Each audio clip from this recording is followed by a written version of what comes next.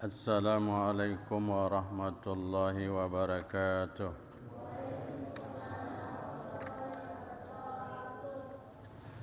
Kali ini kita berbicara dengan ada satu perbuatan yang buruk, perbuatan yang sangat berbahaya, yang bisa mencelakakan dirinya maupun mencelakakan orang lain.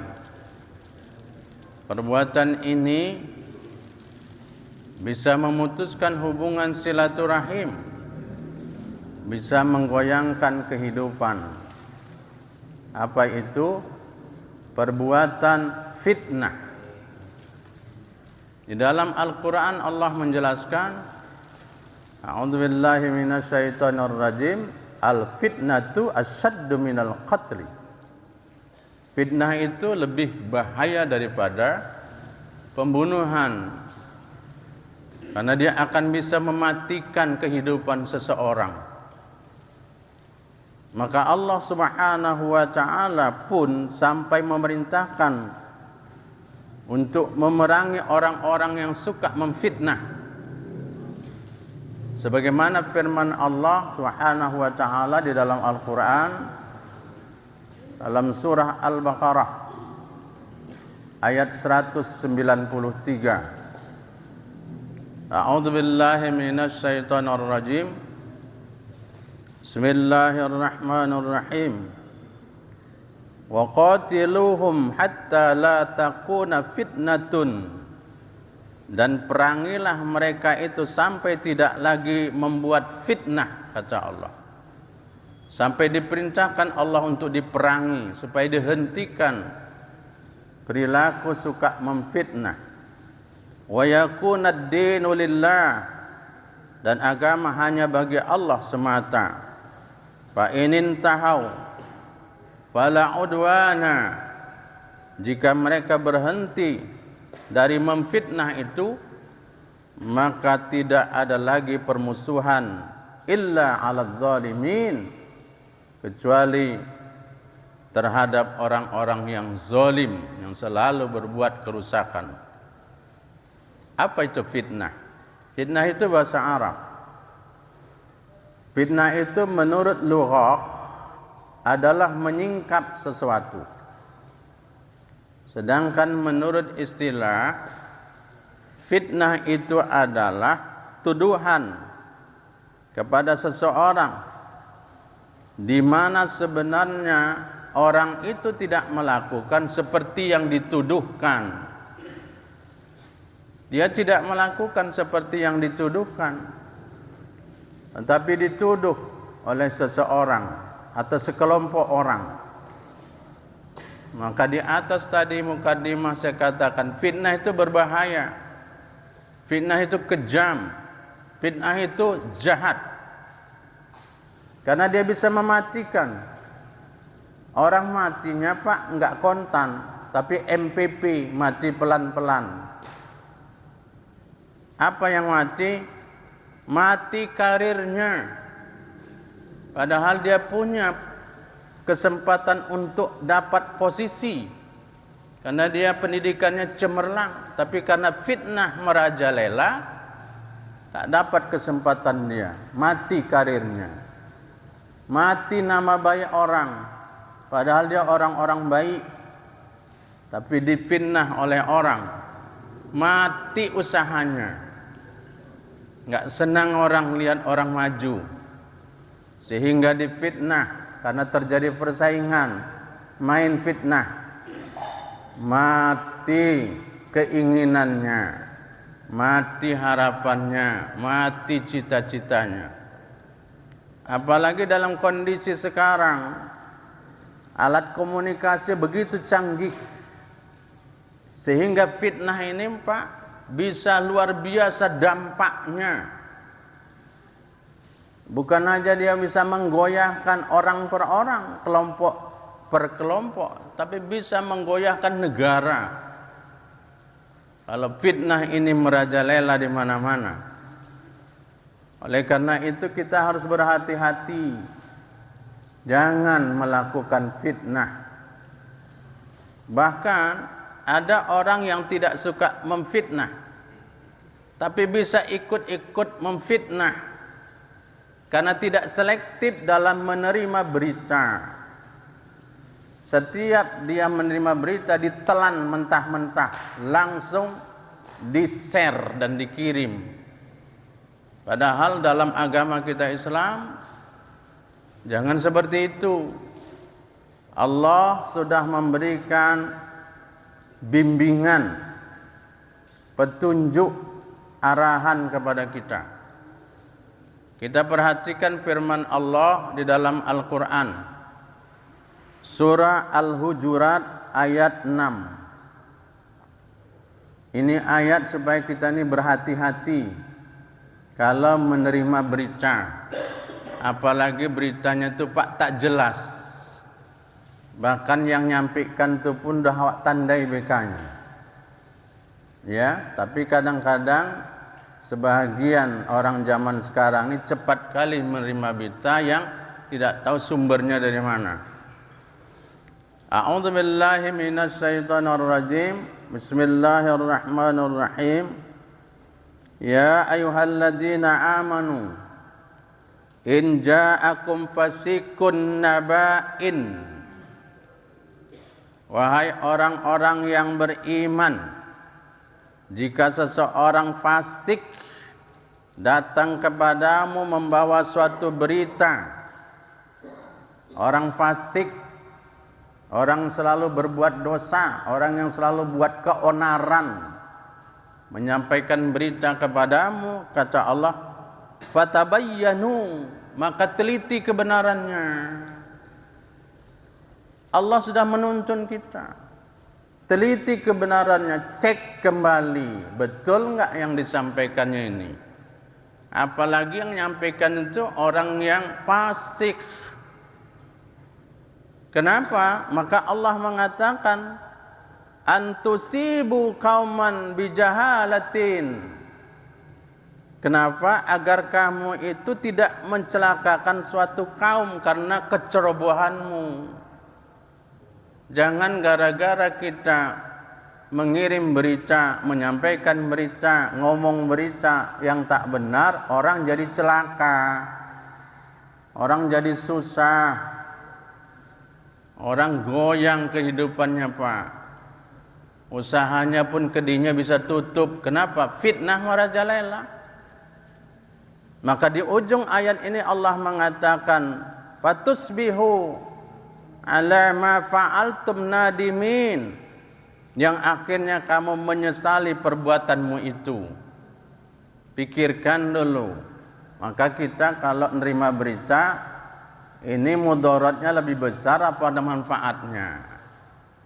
Karena kalau mudaratnya lebih besar Pak, tak usah mesti disampaikan. Tidak semua berita yang kita dapat harus langsung disampaikan. Sebab ada berita itu Pak mau nyampaikan, tengok momennya, situasinya pas apa enggak, cocok apa enggak ini kalau ku sampaikan. Ini kalau ku sampaikan ini bikin goyang apa enggak hubungan orang ini. Jadi kita pertimbangkan dulu. Ada berita tuh Pak yang kita tidak usah sampaikan, udah kita aja yang tahu, selesai. Itu petunjuk agama. Quran memberikan petunjuk kepada kita agar kita ini jangan mencelakakan orang karena kecerobohan. Maka Rasulullah SAW memberikan definisi. Kalau tadi dua ayat Al-Quran saya kemukakan, ada satu hadis Nabi Muhammad SAW. Qala lahum Rasulullah SAW, atadruna mal ghibah? Bertanya Nabi SAW kepada sahabat, tahukah kamu apa itu ghibah?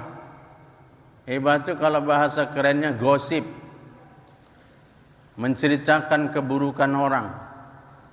Maka qalu, jawab sahabat, Allah wa rasuluhu a'lam, Allah dan Rasulnya yang lebih tahu.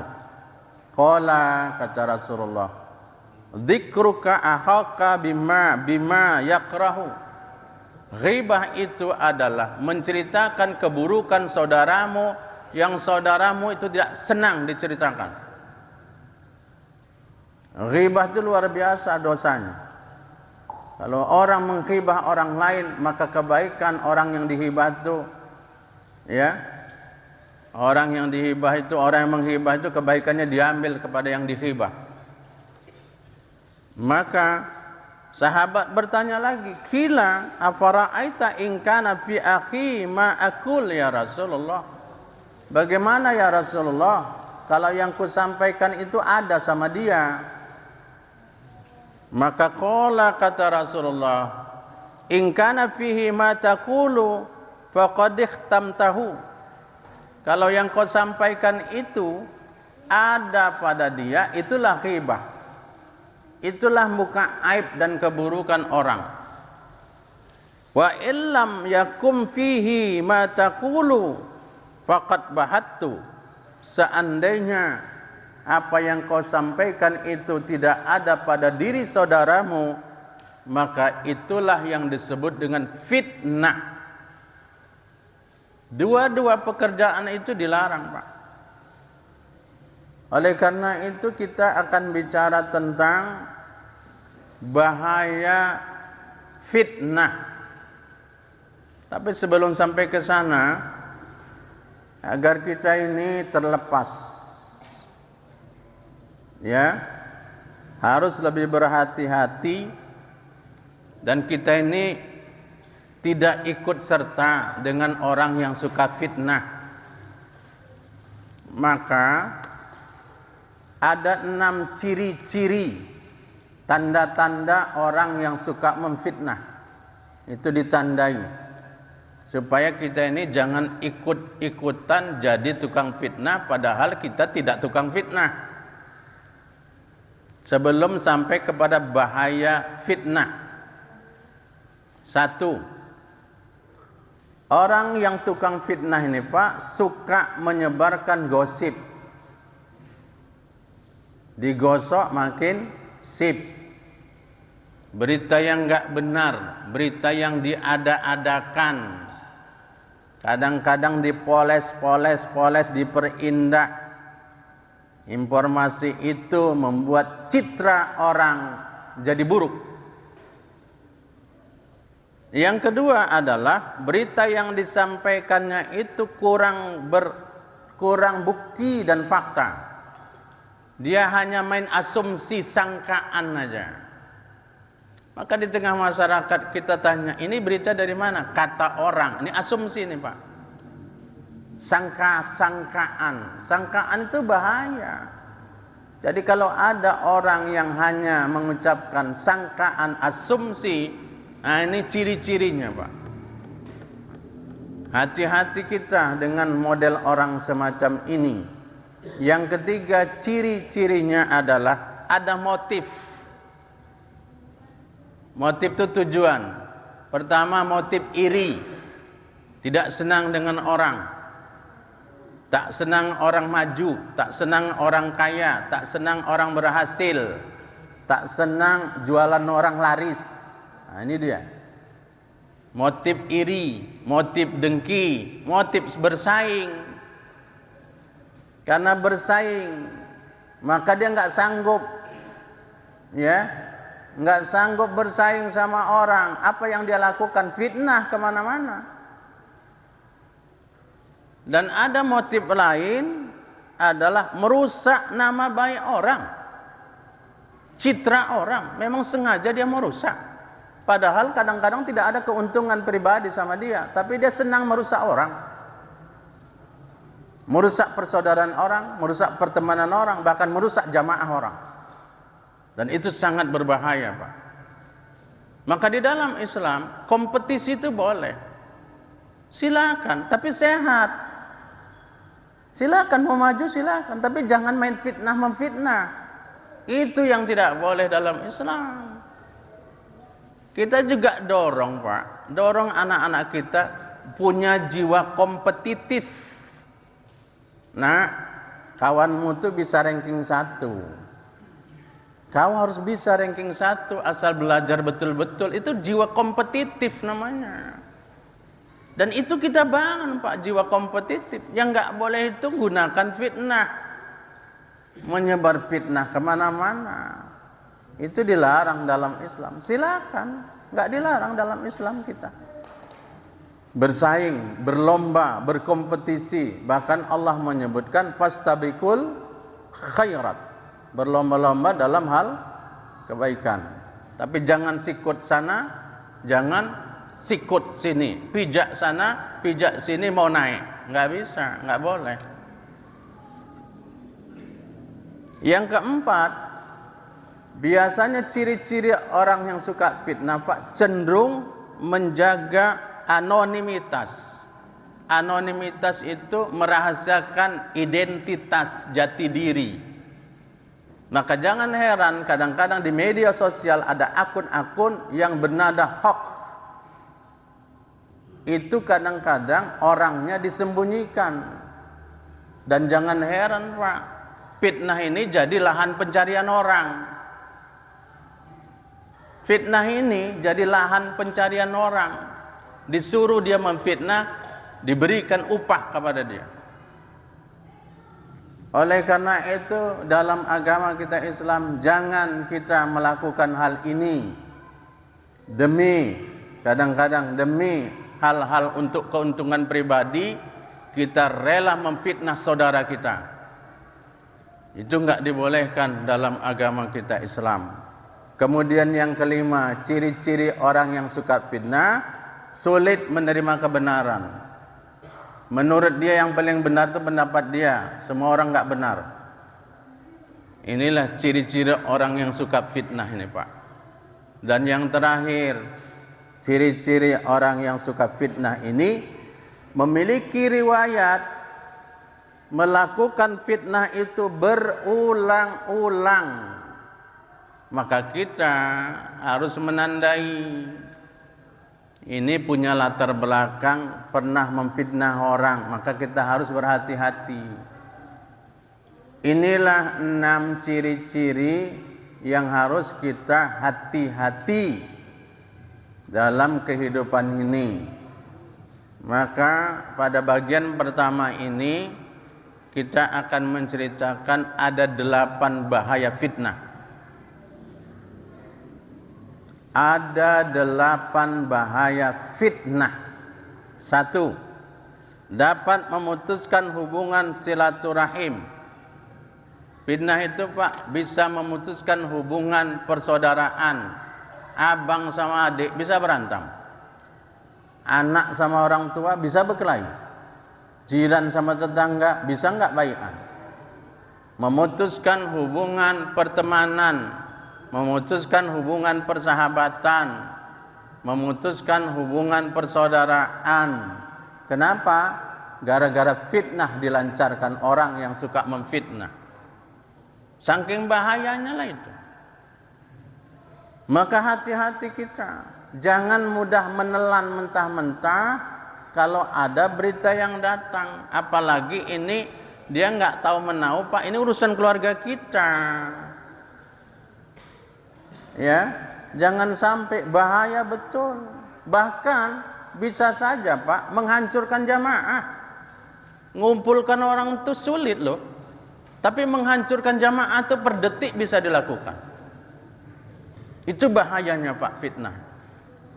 Yang kedua, bahaya fitnah itu menyebabkan kesengsaraan. Baik yang memfitnah maupun yang difitnah. Maka perhatikan firman Allah di dalam Al-Quran surah An-Nur ayat 4. A'udzu billahi minasy syaithanir rajim.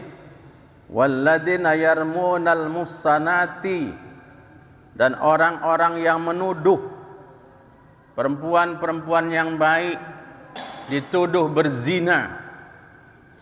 Ya, dituduh berzina padahal dia wanita-wanita baik. Wanita muslimah yang baik. Summalam ya'tu bi arba'ati syuhada'a, dan dia tidak bisa mendatangkan 4 orang saksi. Maka di dalam Islam fazliduhum samanina zaldatan, maka dia harus dicambuk 80 kali. Itu hukuman dalam Islam. Jadi orang yang menuduh itu Pak, hukuman dalam Islam dicambuk 80 kali. Bahayanya fitnah itu. Dia wanita baik tapi dituduh-tuduh. Ya, dan dia tidak punya bukti dan fakta yang bisa mendukung tuduhan dia itu. Yang ketiga, dapat mendatangkan musibah, dapat mendatangkan masalah, baik orang yang memfitnah maupun orang yang difitnah. Itulah dalil Al-Quran tadi pada surah Al-Hujurat ayat 6. Yang keempat, bahaya fitnah itu menimbulkan penyakit hati. Orang yang suka memfitnah itu hakikatnya memiliki penyakit hati. Perhatikan firman Allah dalam surah Al-Baqarah ayat 10. A'udzubillahi minasyaitonirrajim. Fi qulubihim maradun fazadahumullahu marada walahum adzabun alim bima kanu yakdzibun. Allah mengatakan dalam hati mereka itu ada penyakit. Itulah penyakit hati. Lalu Allah tambah penyakit itu. Dan di akhirat nanti mereka akan mendapatkan azab yang pedih karena mereka itu berdusta. Apa bahaya yang kelima? Bahaya yang kelima akan diazab Allah di dalam kubur, di alam barzakh. Maka Rasulullah pernah berjalan bersama sahabat, dia turun dari kendaraannya. Dia bilang ini dua makam ini, dua kuburan ini sedang diazab.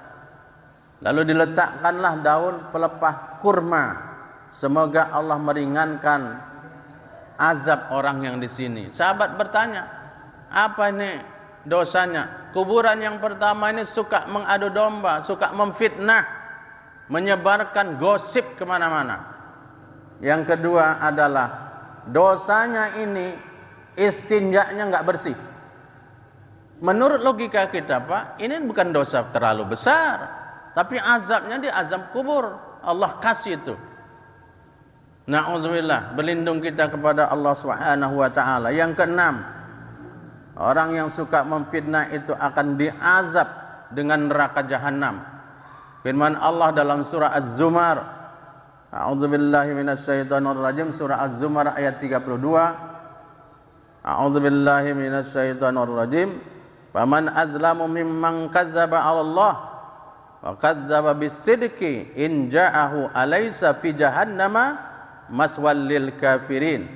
Maka siapakah yang lebih zalim daripada orang yang membuat-buat kebohongan, membuat berita-berita yang enggak benar terhadap Allah dan mendustakan kebenaran yang datang kepadanya? Bukankah di neraka jahanam tempat tinggal orang-orang yang engkar dan kafir? Dan yang ketujuh, terhalang masuk surga. Kata Rasulullah, tahukah kamu orang yang bangkrut? Sahabat berkata, orang yang bangkrut itu adalah orang yang tidak punya uang, tidak punya harta, tidak punya penghasilan. Maka Rasulullah, ketahuilah olehmu orang yang bangkrut itu muflis dari umatku pada hari kiamat nanti adalah dia membawa banyak pahala solat, pahala puasa banyak, pahala zakat banyak, pahala sedekah banyak, pahala nuntut ilmu, pahala zikir, tak pernah tinggal. Tapi dia sering menzolimi orang, memfitnah orang, menghibah orang, pernah melukai orang, pernah mengambil harta orang dengan tidak benar. Maka di akhirat nanti orang-orang yang dizoliminya itu menuntut kepada Allah, ya Allah, kami minta keadilan. Maka akhirnya habis kebaikan dia, pahalanya Pak, diambil dengan orang-orang yang pernah dizoliminya. Tetapi masih banyak lagi orang yang menuntut kepada Allah. Maka orang yang menuntut belakangan minta dosanya ditimpakan kepadanya. Akhirnya dia masuk ke dalam nerakanya yang disediakan untuk orang yang suka memfitnah. Oleh karena itu di dalam Islam kita tidak hanya rajin beribadah, taat beribadah, Tapi bagaimana pahala ibadah kita itu kita jaga, jangan sampai nanti bangkrut di akhirat. Ketika kita lihat ini pahala sholat kok nggak ada lagi, pahala puasa kok nggak ada lagi, pahala zakat, sedekah, pahala belajar menuntut ilmu agama, zikir, baca Quran dan lain sebagainya. Karena rupanya dulu di dunia waktu dia hidup sering menzolimi orang.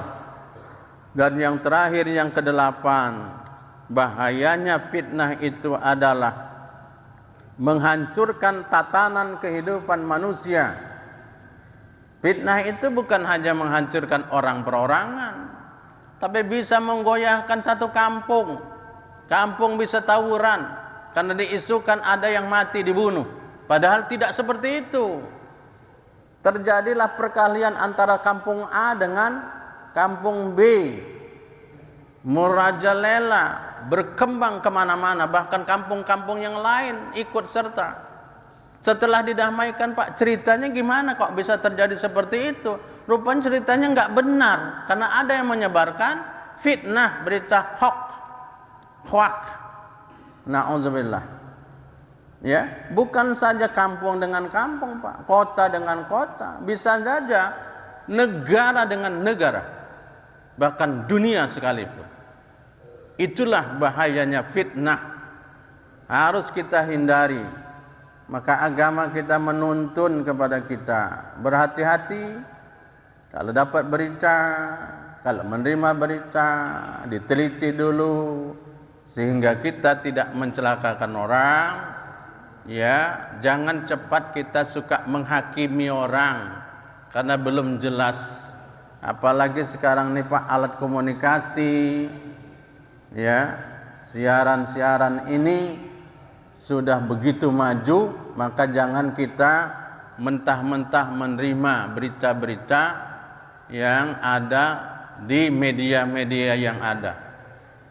Inilah materi kita malam ini. Kita akan lanjutkan nanti bagian kedua, yaitu bagaimana sikap kita apabila fitnah itu mungkin saja menghampiri kita. Insya Allah kita akan bicara ada 10 langkahnya agar kita mampu bisa menangkis dan menghadapi mungkin saja fitnah itu bisa menghampiri seseorang. Karena makin tinggi seseorang, Pak, ujian itu makin berat. Makin tinggi pohon, makin kencang angin meniup. Oleh karena itu kita harus siap. Mudah-mudahan apa yang kita bincangkan ini bermanfaat dan berguna. Sampai bertemu kembali. Ila liqa' wa salamah. Billahi taufiq wal hidayah. Wassalamualaikum warahmatullahi wabarakatuh.